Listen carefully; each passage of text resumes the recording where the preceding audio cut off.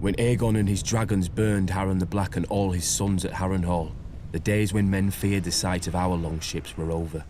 Aegon would not permit marauders and raiders in his 7 kingdoms. With Harren died our empire and the old way that forged it. But what is dead may never die. 6 years after Robert Baratheon won his crown, my father, Theon Greyjoy, sought to restore our ancient rights. He declared the Iron Islands independent and himself its king, and sent the Iron Fleet in a daring raid on Lannisport where they burned the Lannister ships at anchor, making us unchallenged in the Sunset Sea. This was the seed of our undoing.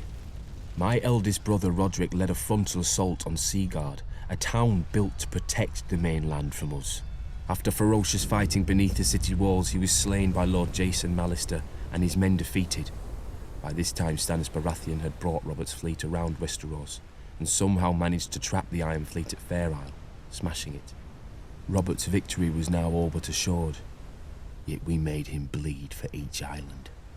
Stannis Baratheon captured Great Wick, the largest of the Iron Islands, and Ser Barristan Selmy himself subdued Old Wick.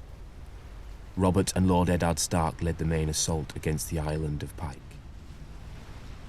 They razed the town of Lordsport to the ground before Robert turned his full fury on our family's stronghold.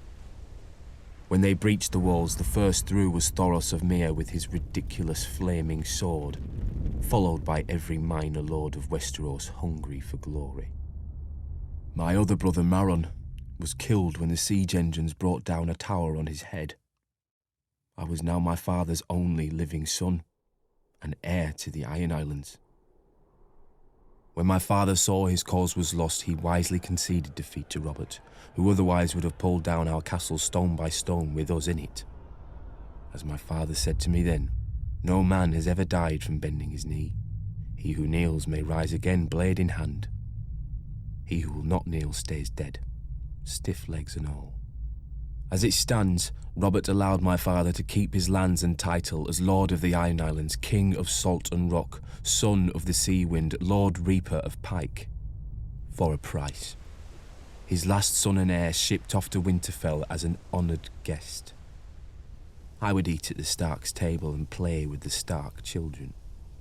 And if my father rebelled again, Lord Eddard Stark would take his sword and cut off my head. It would be his duty.